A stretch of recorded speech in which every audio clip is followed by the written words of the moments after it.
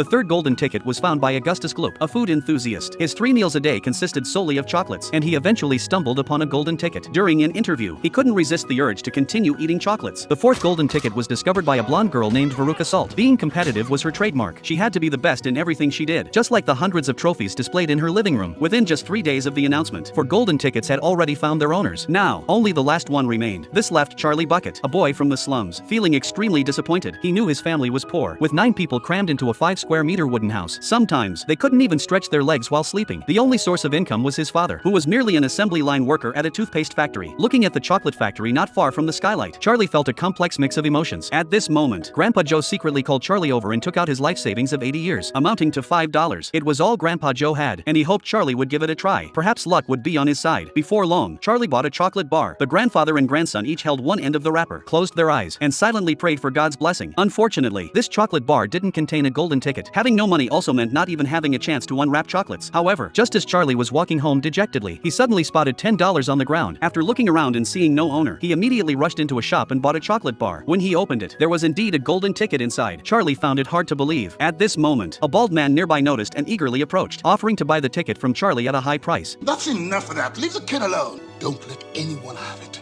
Take it straight home. You understand? Thank you.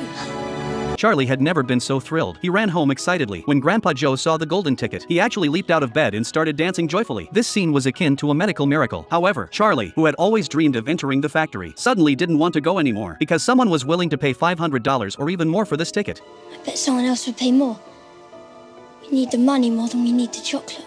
Upon hearing this, Grandpa Joe's heart instantly sank. Indeed, when faced with practical problems, they had no means to pursue anything else. At a time when everyone was silent, Grandpa George, who had always been sarcastic, told Charlie, "There's plenty of money out. They print more every day. But this ticket, there's only 5 of them in the whole world.